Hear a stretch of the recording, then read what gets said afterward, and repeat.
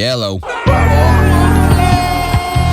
Welcome to the slang tier list, or phrase, or saying, or whatever. This will focus mostly on American phrases. I feel like a lot of these phrases are just too good to be forgotten in time because white people have stopped talking like this, and it's a damn shame. Anyways, we're gonna get right into it with yellow. I mean, talk about a way to start a phone call, bruh. Like, if you don't want to sound too formal, but still want to come off as a friendly, approachable, like, nice guy on the phone, then this is perfect for you. So I got this one at an easy A tier. Speaking of nice guy, that's it. No more Mr. Nice Guy. I don't think this has ever left even a fraction of an intimidating impression on anybody ever. But this is still hilarious. Like, it's arguably more funny just because of how useless it is for what it's supposed to do. I will say though, it does make for a hard-ass J. Cole song. So I got this one at A tier. Next up, you're on thin ice, buddy. S tier. Need I say any more? This is a masterpiece of a saying. Such a poetic way of letting a nigga know right now, shit is about to get real. Shit is about to pop off. S tier, no debate, I don't care. Before we continue further with the video, I'd like to share a quick word from our sponsor, Raycon. Raycon's latest and greatest model is just about the best everyday sidekick for someone looking to drown out the most maddening of sounds with the most premium affordable earbuds. Offering 10 minutes of charge time with 90-minute battery life, these stylish earbuds offer high-performance features including noise isolation, starting at half the price of competing brands. Now with the everyday earbuds, unlike other brands, Raycons come in a wide variety of colors: royal blue, forest green, lavender, and carbon black. My personal favorite. Personally, I can't get enough of these earbuds. I have them on for most of my days, including editing and business meetings. So looking at it right now, bro, we gotta get at least 10,000. They don't call them everyday earbuds for nothing. And now for the part that you and I are both here for. You get the best selling earbuds in the market at the best price in the market. That way, you'll be supporting the channel and get you a nice little deal for a big change to your everyday life. Go to buyraycon.com/Toonarii for a 20% off discount code for your next order. Link in the description and the pinned comments. And thank you to Raycon for sponsoring this video. Next up, I don't give a rat's ass. A tier. Sometimes I sit back and think, what pissed a nigga off to immediately think of rats? Why rats specifically? Like, what was the context? All right, this next one. Beat it, twerp! The word twerp has a very specific stun log property on hit or block that leaves a nigga thinking, twerp? What the hell did he just call me? What does that even mean? When's the last time somebody said that shit? Am I really gonna have to fade this guy for calling me twerp? And it's because of the rarity. If you call someone a bitch, no matter how well delivered it is, it may be effective, but it won't have the same property. It's too common. The only person I ever hear use this damn word is Vicky from Fairly Odd Parents. It's a hard-hitting sniper of an insult that pierces in a very specific way, resulting in immediate retaliation, no matter how nonchalant the receiver may appear to be. S tier. Now, the same can also be said for dork, so I'll put that up there too. And if you don't want to say neither of those, get a grip, buddy. S tier. I don't know when people started saying this, but if I had to guess, it was probably around like the 90s or 80s or something. This strikes me as a very old saying, but to me it sounds like the direct ancestor to lock in. Both of these are honestly just perfect sayings. When somebody tells you to get a grip, what is your first reaction?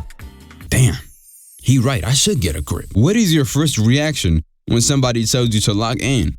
Damn, he right, I do gotta lock in. Speaking of lock in, S. Now, this is one of the few Gen Z slangs that I think will definitely be here to stay for a very long time. Like, you can say it about virtually any situation. You getting your ass beat in a video game and you know they're not better than you, and you getting hit with a bunch of fake shit, lock in. You gotta write a 2,000-page essay with the deadline being tomorrow, lock in. What's wrong? Cat got your tongue? Man, what the fuck is you talking about? What the fuck was that? C tier. Back then, it might have been a good way to get in somebody's nerves, but outside of that, like, there's not really much use to it. How did this even become a thing, though? Like, how would a cat get somebody's tongue? This just sounds like some goof ass shit to me. Okay, so according to some middle-aged legends, the origin is one of two things. You encountered a witch and her cat stole your tongue, or liars' tongues were cut out and fed to the king's cats. I say the saying aligns more with the second origin, but either way, I'm glad most people have stopped saying this for the most part, I guess. Like, if this is truly from the Middle Ages, then we should have retired it a while ago because it's simply not that good. It's raining cats and dogs. Nigga, what? C tier. Bro, what are you talking about, man? I appreciate the attempt at spicing up regular dialogue, but not only does it sound dumb, it's just not funny. So what is the purpose? This is another one of those really old sayings. One of the origins I read was that it may be a reference to dead animals being picked up by storm floods. Yeah, D. We gotta retire that one. Oh yeah? Oh yeah? You in what army? This is S tier. You know, despite this backfiring nearly every single time it's used, this phrase will always go crazy, bro. Like, sometimes it's like, oh damn, I didn't even know I needed an army for this. That's a good point. I never thought of that. Next up, you know my body. Hell no, man. What the fuck, man? Stay the fuck away from me. D tier. No, I don't know your body. I don't want to know your body. Yes, people actually say that. The first time I heard this was from my coworker, and I know in Massachusetts is close to New York, so we're going to tend to have some of the same slang and shit, right? But I don't think we need to copy everything that New York do, because New York definitely got some stinkers. Dead ass, which is S tier. New York got some weird shit, right? But dead ass has to be one of the greatest sayings ever invented. Like, it's just so satisfying to say, and I can't fully explain why. I personally don't say the full thing. Like, usually I say dead, which would be substitute for like genuinely or literally. I prefer that more, but either way, godly saying. It's very interesting to see what the internet has done to culture-related things that were otherwise region-based. I'm not only talking about phrases or sayings that were said exclusively among people from a specific time or place or background or culture, but especially music.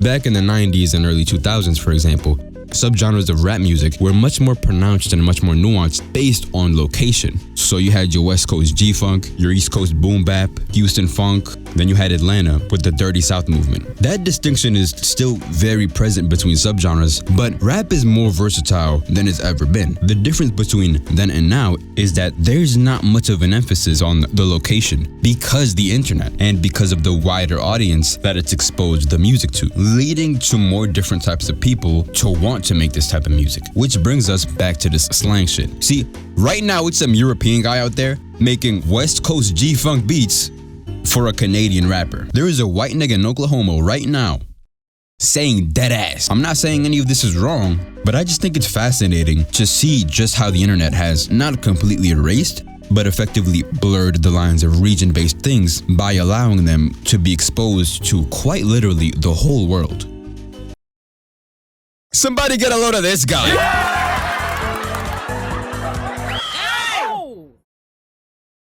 S tier, bro. I don't care who you are. The level of embarrassment that engulfs you when somebody hit you with this, unparalleled. This is like a critical hit, especially when niggas start laughing, cause now you gotta box everybody in that room. Talk to the hand.